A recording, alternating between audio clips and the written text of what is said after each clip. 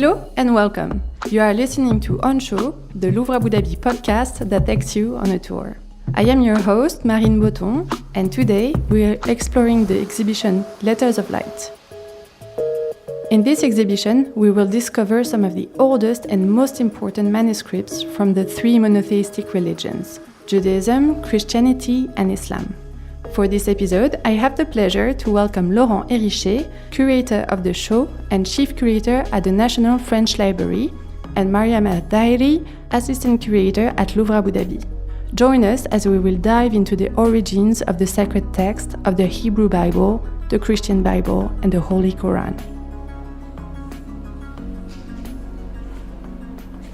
Laurent Héricher, Mariam Al Dhaheri, thank you very much for taking us on this tour of this fantastic new exhibition, Letters of Light. My pleasure. This is an exhibition that will take us through a journey to discover and learn about the sacred texts of the three monotheistic religions, namely Judaism, Christianism, and Islam.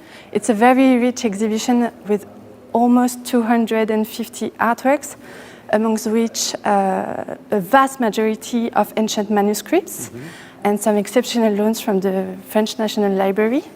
So, Mariam, to understand the structure of the exhibition, which is made of 5 main sections, can you just give us a glimpse of what are those sections and what awaits us? We start first with a prologue of Abraham. He is the founding figure. He is the common figure for the three monotheistic religions, Judaism, Christianity, and Islam. Then we move on to the sections, which you said exactly 5 sections. We start with the birth of the notion of monotheism, starting with polytheism, of course, and this shift.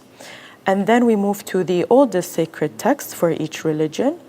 Then we move into the loyalty, sacredness, and transmission of these texts. So we talk about the copyist, we talk about the printing press, we talk about the interaction these sacred texts had onto the world. Then we move into the uses and practices of these texts on everyday use or special use, dedicated uses. And finally, we go into section 5, which is the passage of the Blue Quran, and of course, shrines and mirrors of the divine, where we show the most embellished objects for each religion. And finally, in the epilogue, we have the installation of Muhannad Shono, where our visitors can meditate, contemplate, and digest the content of the exhibition. And now I'm turning to you, Laurent, as we're entering the first part of the exhibition, which is titled Abraham, the Founder.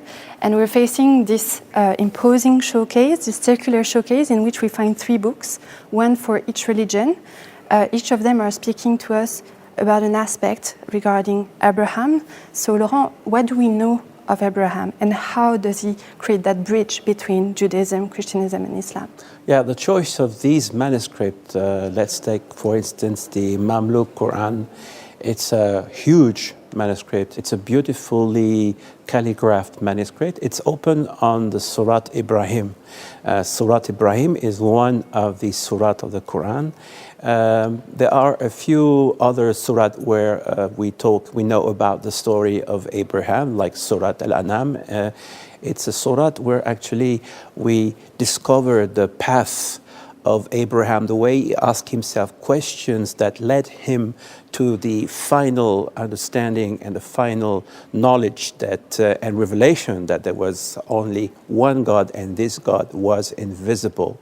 So for each religion, we displayed a monumental manuscript. And next to the Quran is a Bible copied in the Middle Ages in France. It has an illumination, and this illumination represents a medieval iconography called the Bosom of Abraham. The Bosom of Abraham is basically Abraham holding in his hand or in a cloth sometimes all the generations to come, because Abraham is the father of all nations. He is the starting point of the human adventure. So this illumination is absolutely beautiful. It's at the beginning of the Book of Chronicles, and Abraham, the patriarch, with a white beard and holding in his between his arms, all those people, generations to come, is actually represented within the letter A, which is the first letter of the first word of the Chronicles, which is Adam. And the third manuscript is a Bible, Hebrew Bible. It was copied in France, in the eastern part of France, in the 14th century, in 1300. And this illumination, full-page illumination, is representing a scene of the life of the cycle of Abraham. That is the sacrifice of Abraham.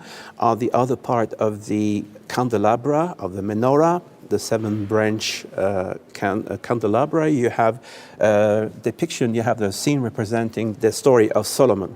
So those two episodes here in this particular manuscript are put together probably because there is some kind of link between the sacrifice of the Son, of the beloved Son, and the, let's say, saving, a rescuing of the baby who was supposed to be split in two parts. And so if we continue our journey to the first section of the exhibition, which is called The Birth of the Three Monotheisms, maybe one thing that will surprise the visitors is that the first showcase in front of us is dedicated to polytheism. So maybe a point of definition, and you tell me if I'm wrong. Monotheism is the faith in one unique God, and of course it's at the heart of Judaism, Christianism, and Islam. Whereas polytheism is the faith in several. Yeah, it's a basic and most obvious definition of what is polytheism. And of course, if you want to speak about monotheism, you have to say, what is polytheism? What is the belief in many gods? In this particular showcase, we are displaying objects, fragments from inscriptions, and especially from the Hammurabi law code. Those are the pieces that we find on the left with this dark stone. Yes, the three pieces dark actually contain the text of the first and most ancient law code written by the king Hammurabi. It is said that there is a kind of, it's echoing, some of the laws contained in the Hammurabi Code are echoing some laws of the Torah, especially the famous eye for eye and tooth for tooth, which is also found in the Hammurabi Code. The difference between Hammurabi Code and the Torah is that the Hammurabi Code has no ethical dimension, whereas in the Bible, in the Torah, the commandment is a call for imitating God. We have to be fair, we have to practice justice, not because it's just the law, it's because we do it because we want to imitate God. In this section, so called The Birth of the Three Monotheisms, it's a good opportunity to also just give some historical context of the birth of these three religions. And just briefly, I'd like for you to mention when and where those three appears in history. So maybe let's start with Judaism. Okay, this is very important to mention that Abu Dhabi is actually in the region where monotheism was born. And this is the historical peninsula from the Mediterranean Sea to the Arabian Gulf, where a lot of very important events happened. And of course, for Judaism, after Abraham became the first monotheist, and he moved. He started traveling from his native city to the north to Haran, and then down to the land of Canaan, and then to Egypt, and back to Canaan. This is the Jewish monotheism was born in this region. It's a long process, actually. It's clear now, and this is what archaeology is bringing as a very important knowledge, is that in the 6th century before Christian era, Jews were deported from Palestine to Babylon, and there they came in contact with other religions, and they came in contact with the Mesopotamian religion. The Mesopotamian religion was at that time also in the process of changing, of evolving, especially because what we have here is in the case is a little cylinder seal. It's a prayer to the god Marduk. And in the 6th century before Christ, Marduk was already kind of emerging as a god above all other gods, all above other deities. So a pre-monotheism. It's a pre-monotheism. We can regard it as a pre-monotheism. We observe the same thing in Egypt with the god Ptah. And Ptah is an important god, and very progressively, Ptah is going to be like a more important god than the others. And now if we move on to Christianism.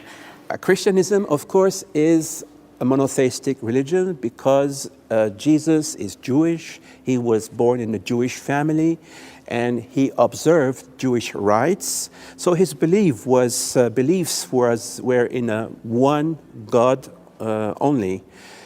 But the specificity of Christianism is that it's a new religion that in around the 1st or 2nd century Christian era was aiming at other people than Jews themselves. So the first Christians were probably Jews, and then they turned to non-Jews, Greeks and Romans, who were pagans, who they were coming from a different origin, and of course they had to adapt the message.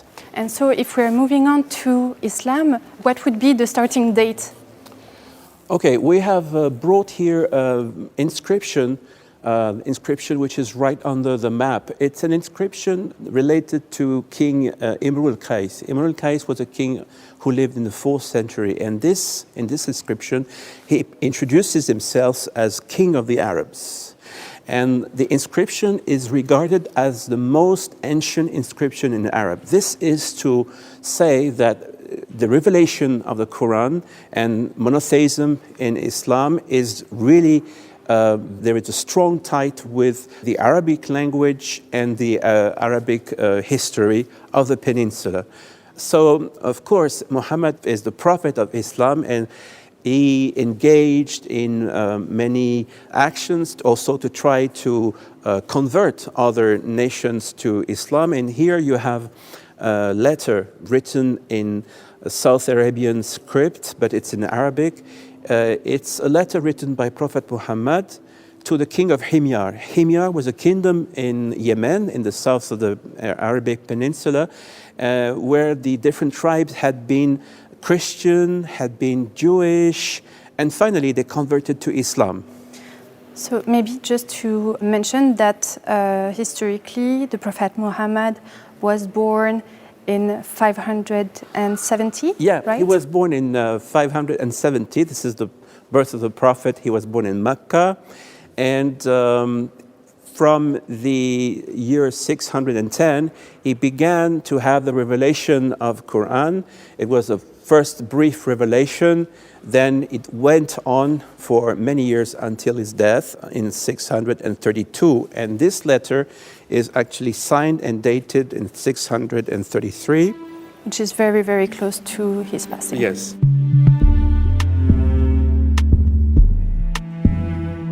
So let's now discover the next section of the exhibition, which is called the founding texts, and where we will discover incredible pieces, some of which being the oldest known pages of the Bible and the Quran. Yeah, in this section, we try to explain what is the Bible, what is the Gospel, what is the Quran, starting with the Hebrew Bible, and here are the fragments of Qumran.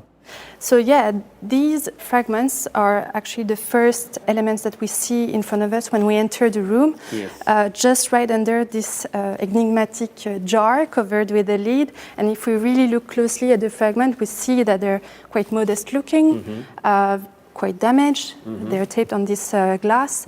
And I'd like to say a word maybe before we dig deeper about the story of their discovery. So if I'm not mistaken, the story starts in 1947 in Qumran, in Palestine, not too far from Jerusalem, with a shepherd. What happens? Yes. Well, the shepherds said that they were actually looking for a goat that was lost, and he was running in the caves and looking for the goat, and suddenly he was about to enter a cave. He sent a stone just to know how deep the cave was, and because it was dark. And then he heard something was broken, like some vessel, like some pottery was broken.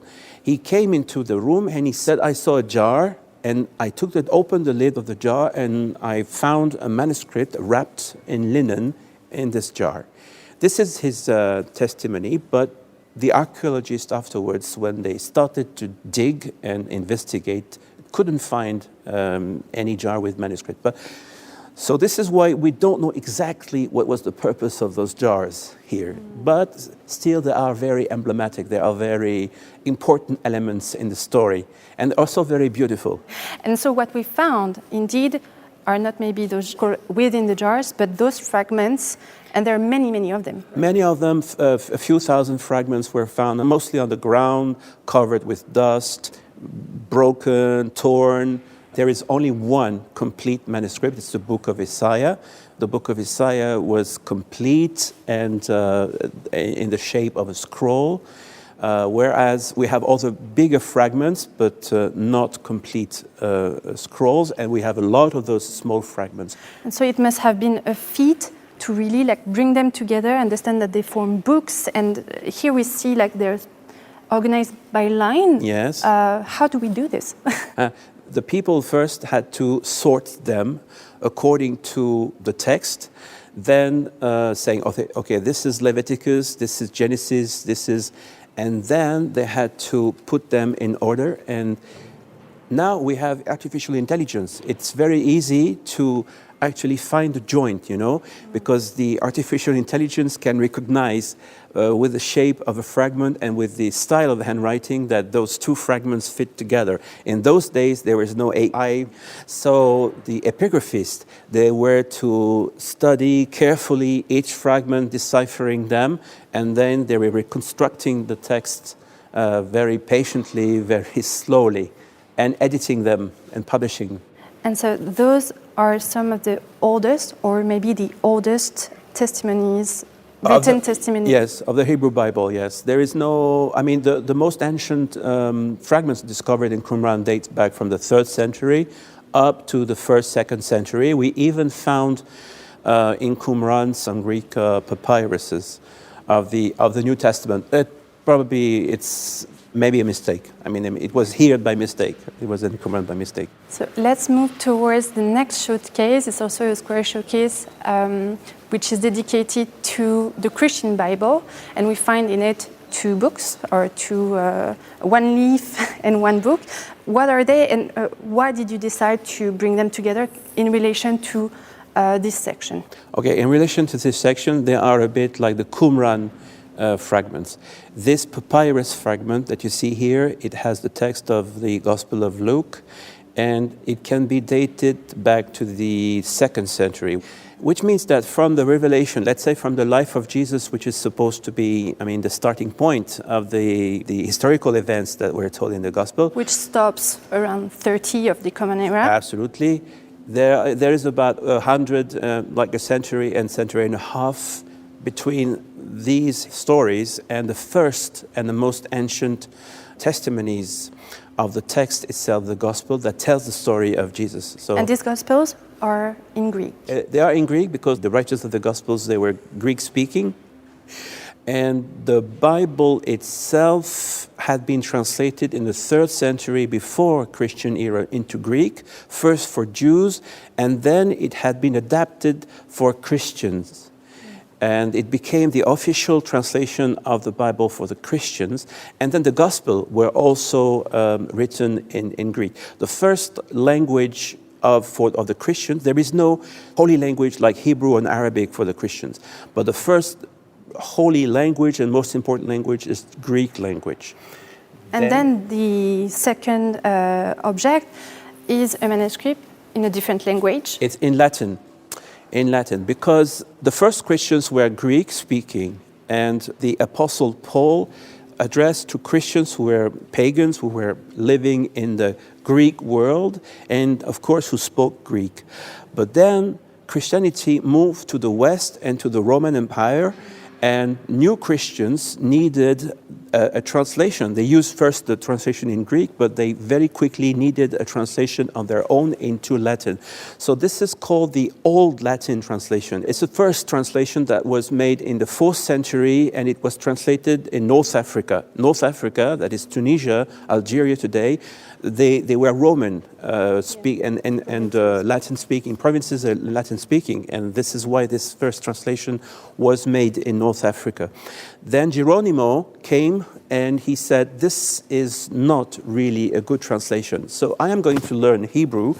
He moved to Bethlehem and he translated anew the Bible from Hebrew to Latin. And this became the first and the official translation of the first Christian communities, in the 4th century. But this text did not really, you have to wait another maybe 10th centuries or 11th centuries before the Latin text of the Christian Bible is really stable and reliable.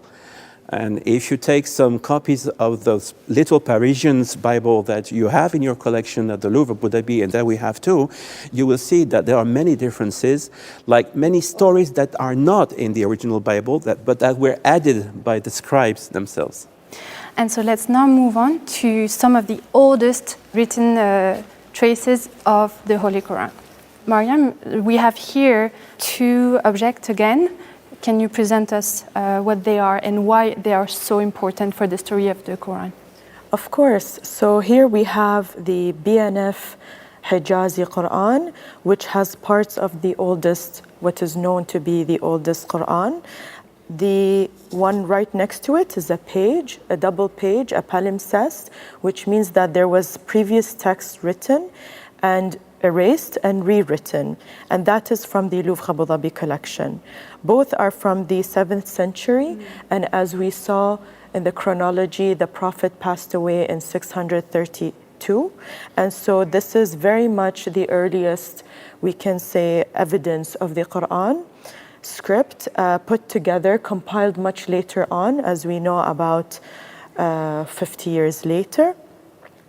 And what is interesting is that the script itself does not have the dots, and so for an Arabic speaker today, it will be quite a challenge to read this script, this Hijazi script, which is from this part of the world. And what is interesting is that the writing slants to the right and is elongated, and also the shape of the Quran is more vertical. Whereas in the evolution of the Quran, it becomes oblique, it becomes more horizontal in order to distinguish itself from the Bible. Can we imagine that maybe it's some of the companions of the Prophet Muhammad that maybe not wrote these leaves, but were alive during that time? Close to it, yeah. Yes, of course. So they were very much indeed narrated verbally, as we know the story of the angel Gabriel who descends while the Prophet was in a cave and gives him the first ayah. And then so the revelations were actually given ayat and then compiled into surat, suwar we call them, and then into the Quran al-Karim. And we explain it very much that the Caliph Uthman, who is the first to really work on compiling it all together in 650 or so. Thank you. So let's now move towards the 3rd section of the exhibition. The title is Loyalty, Sacredness and Transmission. We won't be able to go over every subsection of this part of the exhibition, but there is one artwork that we cannot miss, which is the Gutenberg Bible, which is presented towards the middle of the section. And this, as we say, is a revolution. Yeah, this technologically speaking. Technology speaking, it's an revolution. When Gutenberg is printing his first Bible, his first attempts, and he chose to print the Bible in 1458, 55 more or less, Gutenberg invented a new technique. Before that, the Bibles were written by hand in monasteries. So that's what we call a manuscript? This is why we call it a manuscript. Manus is hand. And Gutenberg had the idea of creating little types like for each letter and composing the text with the different letters and to print it. And this was a revolution not only technologically, but also intellectually, because from that moment, the Bible did not belong only to the church. I mean, everyone could actually print a Bible. You had to have the authorization from the church to print. This is called the imprimatur. It's usually written at the beginning of the book that this book has been printed and got the authorization to be. So it's a license. This is like a license, yes, absolutely. But of course, this is going to create together with learning new, all languages are new, like Hebrew, Arabic, Coptic, Greek. And printing is going to be the mean that is going to spread this new knowledge. And this is why this Bible is the starting point and is so important to show it here in Abu Dhabi, in the Louvre Abu Dhabi. It's actually interesting to note that until today, the Bible is maybe the most translated work. Most translated, most published. So, Mariam, I'm turning to you as we're moving forward, still in the same section. So, as we see, the text is translated, diffused around the globe. It means that there are communities, of course, behind these shifts. And right in front of us, we're facing a black stela that tells us about the history of these communities in the region, specifically in UAE. Yes, so here we have the archaeological objects of the UAE showcasing Judaism and Christianity.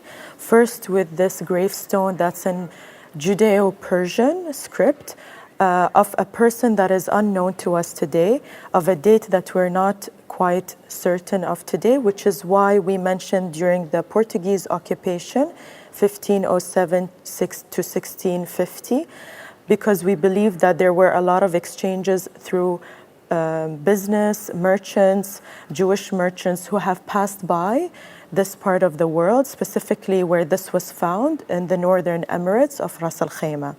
It was found during the 1970s by a local. It was a stepping stone for a well. They noticed inscriptions and brought it to the museum. What's interesting is that this piece is, unfortunately, the bottom part is not as clearly visible as the top part, but we can identify some of the words inscribed, such as marhum. Marhum is a word that is not usually used for Hebrew Jewish tombstones, but it can signify the presence of the region, confirming the person who inscribed onto the stone. And unlike the objects right next to it showing Christianity, there was no architectural structure found for this, for the Jewish presence in the UAE. Recent studies say that it could have been a couple who were working in the medical field who passed away. And of course, part of the religion is that as you pass, you are buried where you're passing at that moment, the soonest possible, basically, which could explain also another reason for this tombstone's presence in the UAE. And if we look at the remains from the Christian archaeological site? In terms of Christianity in the UAE, there are two sites known to us today. One in Sir Baniyas that was discovered in the 90s, and one that is discovered more recently in the recent years in Al Gawain. Al Gawain is also part of the Northern Emirates, where they found both sites had structures, monasteries, communities, a settlement basically of Nestorian Christians. Here we have an alkaline green glazed bowl, which may have assisted in the preparation of wine for religious ceremonies. Right next to it, we have a bronze lamp, which may have assisted also in the altar. And right beneath the lamp, we have two chalices that were made of glass. And unfortunately, as we can see, the color changes through time, but it is glass. And they were used for the Eucharist ceremonies. On the left, we have these two co-friezes from Serbanias that showcase motifs like the fleur de lis, grapes, but also the cross. So that would be architectural decor. Exactly. Thank you. Let's move forward and discover our next section. It's the fourth of the exhibition.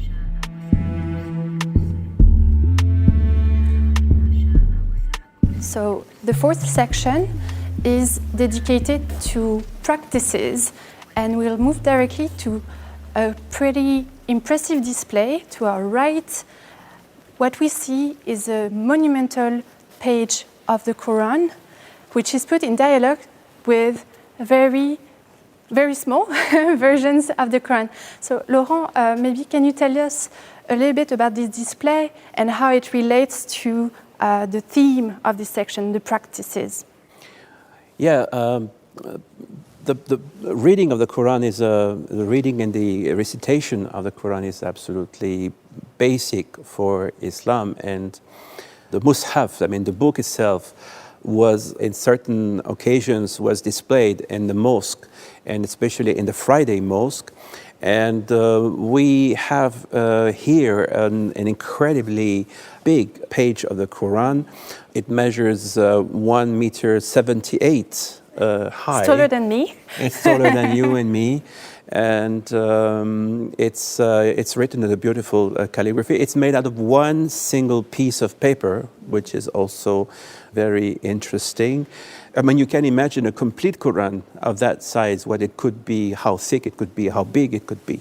And it's a way to magnify the word of God in a splendid, refined calligraphy with the use of gold.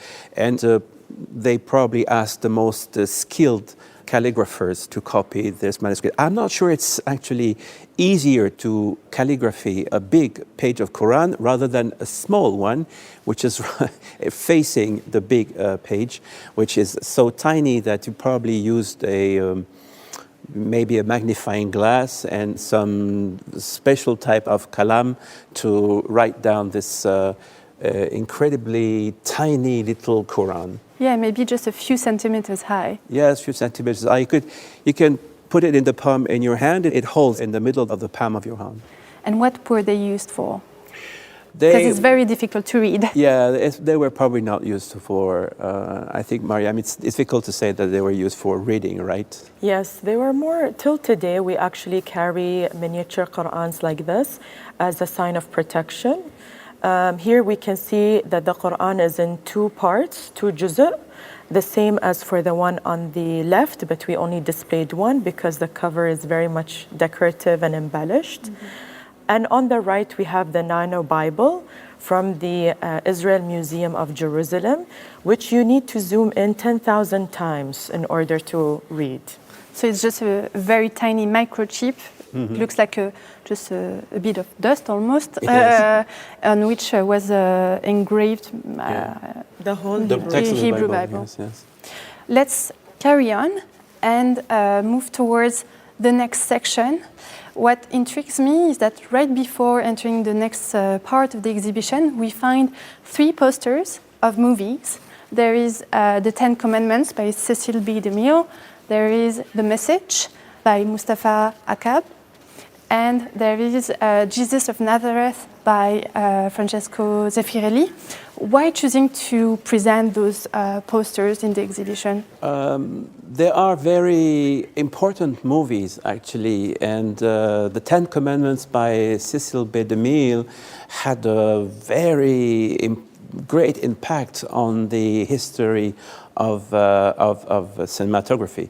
It won an Oscar. It won an Oscar, and some episodes of the movie have really impressed, especially when it was shown on big screens and with Dolby stereo. It's very impressive, and especially at the moment when the Red Sea split in two and the Hebrew passes. It's interesting to see also that Cecil B. DeMille was very careful with archaeological details. Charlton Heston here is holding in his hand the two tables of the Torah. And you can see that this is not the usual Hebrew script, the square script, which you can find in the manuscripts. And the reason why is that actually before the Hebrews adopted the square letters, they were using another alphabet deriving from Phoenician script. So as a special care for being faithful to history, he used, for the movie, he used the Phoenician Hebrew alphabet, which was actually, at the time of Moses, probably the writing used by the Hebrews and not the Hebrew script. All for the historical accuracy. Of his movie. And maybe a word about the message, which is a blockbuster, very well known in the region, but also for cinematographic qualities. Can you tell us a word about it? Growing up in the UAE, Rasala, or the message, was constantly played on television, and that is because they very much respect the non-representation of the Prophet Muhammad. And through the acting of Anthony Quinn as Hamza, the companion, the paternal uncle of the Prophet, we get to understand what was being said, what was being done. And so this movie within this exhibition is really to relate everyday individuals to these religions and perhaps connect them to pop culture. Let's now enter the next room, which is dedicated to a very specific manuscript, the Blue Quran, and indeed the blue we find everywhere. From the pages, it bleeds onto the walls and all around us. Mariam, what is the story of this beautiful masterpiece? Here we are gathering, we could say almost for the first time, 6 pages of the Blue Quran. The Blue Quran that was made between the 8th and 10th century is dyed in indigo blue and illuminated in gold ink. But for each word, it's actually outlined in red. And we can imagine the density of work, but also the large volumes that were made to compile into one Quran, as these pages are very much minimalistic and only have 10 to 15 lines on every page. And so we can very much say that it was not made for everyday use. It was made to contemplate and to really admire the illumination, perhaps symbolizing the light of God, and the blue being the cosmos, or also the fact that gold comes from the earth and blue representing the heavens, which is one of the ayat in the Quran, speaking of Allah. And so here we have from Louvre Abu Dhabi's collection, from the private collection of Ja'far, as well as Zayed National Museum and the Institut du Monde Arabe in France, we put together 6 pages, which is very, very much rare. Let's now continue our contemplation into the final section of the exhibition. It's rightfully titled Shrines and Mirrors of the Divine, and indeed, we are entering a room with a spectacular display with a myriad of showcases that are reflected in mirrors and give this sense of infinity, and reflect also the shine and the colors of these artifacts that are extremely precious. And as you said at the very beginning, Mariam, this section is about the most embellished, the most beautiful. It's really an aesthetical proposal about the object of the divine and those manuscripts. Can you tell us a bit, a word about some of these pieces? Mariam, you want to say a word about the Purple Quran? So in order to showcase the most embellished ones, especially after the Blue Quran, seeing that this one is actually dyed in purple, but also embellished in silver and gold, we can see how the decorative works are being done in the Quran in different parts of the world. They both, the Blue Quran and here we can see is from Northern Africa, originates, and we can say that also a similar one was previously displayed in Stories of Paper exhibition at Louvre Abu Dhabi, but put in a different dialogue here. Mm-hmm. And maybe another intriguing object is this candelabra base to the right of the Purple Quran, because it's very close to some of the most emblematic objects presented in the permanent galleries of Louvre Abu Dhabi, as it is a mixed object, what we call a mixed object. It looks like an Islamic candelabra base, and yet the decor is different. It's different, yes. There is some calligraphy you can see on the upper part. But of course, the scenes that are depicted are scenes from the New Testament and from the cycle of the life of Jesus Christ. Maybe, Mariam, you want to say something about it? What's interesting here is that first glance, we clearly see that it's from perhaps Islamic world, but actually it's indeed from Iraq or Syria, but it is very much in fact scenes of baptism, scenes of the New Testament, which is very, very clearly seen with the dramatic lighting in this gallery. But also we notice the Arabic inscriptions all around that are perhaps harder to read for a visitor, but they're more embellished to admire. As we said, this gallery is dedicated to the admiration of the most beautiful objects that can be considered as shrines or objects of sacredness themselves. And so we have seen a mixed object of Christian and Islamic tradition. Maybe let's have a look at one from the Hebraic tradition, which is this pointer for the Torah. We see there's a very tiny hand at the end. What is it?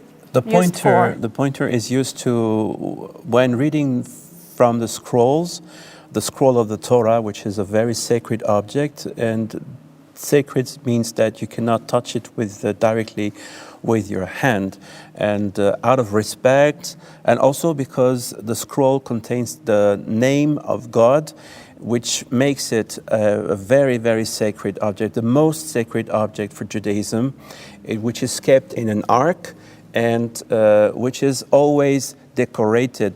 The scrolls are rolled, they have a coat on it. I mean, at least in the Northern European Jewish communities, it's a bit different in the Sephardic communities.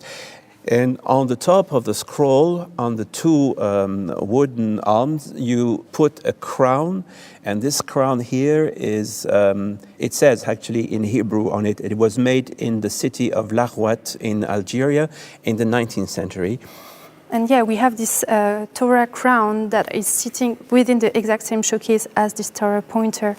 So those put together are related to the scroll as an object. And the rimonim, what they call rimonim in Hebrew, what we call rimonim in Hebrew is actually ruman in Arabic, are put on the two pieces of wood. And when the Torah scroll is in procession, then you can hear the little bells that are hanging right below the pieces. So let's move towards the conclusion of our tour. We end with a contemporary installation. Mariam, maybe can you tell us a word about this choice to end the exhibition and what this piece is about? So to bring the exhibition into the contemporary era, we've invited Mohannad Shono, Saudi-based artist, for a commission, a special installation that is inspired by the exhibition or related, or just a way of contemplating the content of the exhibition or to meditate. The installation is called The Unseen, and it speaks about the black hole in which no object or light escapes from, but it also can speak on the faithful in which they are believing in something that they don't necessarily see. And so we invite visitors to sit and to meditate and to really take in everything they've seen with the accompaniment of sound in that installation. It's a dark installation illuminated by light. And this brings us to the end of our tour. Laurent, Mariam, thank you very much. Would you like to say a final word? I think this exhibition is an invitation to discover other religious books, other tradition, And I believe that for some people it would be the occasion to understand a little bit better their own tradition, why the book is like this, why verses, why chapters, why surat are long or short, why are they written for some of them in Medina, from other in Mecca, what is the most ancient fragments of the Gospel, or what is the Qumran. So I expect people to leave this exhibition with an appetite to read those books and to share and to know better those books. From the point of view of Louvre Abu Dhabi, we can say that it is very much the first time we gather the oldest, the most precious, the rarest, and most decorative objects, treasures, related to the three monotheistic religions of Judaism, Christianity, and Islam, not only here, but in the world. It is an exhibition of around 250 works. We can say that it is the largest amount of loans from the Bibliothèque Nationale de France. It is also the first time objects, recent discoveries like As-Siniya are presented outside its emirate. So there's a lot of firsts in this exhibition. It is an exhibition that is really highlighting three religions, of course, Islam being one of the fastest spread religion, but the other two, like we mentioned, in a space gathered at once. It is an opportunity not to miss. The exhibition is till 14th of January next year, and it's really related to the start of the Abrahamic Accords that was signed here in the UAE. Thank you very much. Thank you. Thank you very much.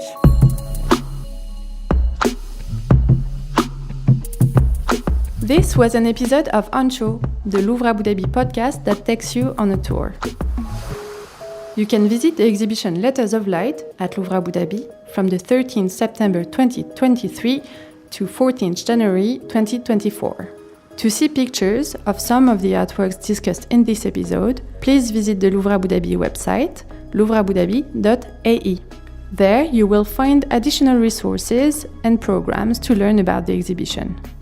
You can now find On Show on your favorite podcast platforms in English, Arabic, and French. And if you enjoyed this episode, please consider sharing it with your friends and community and leaving us a review.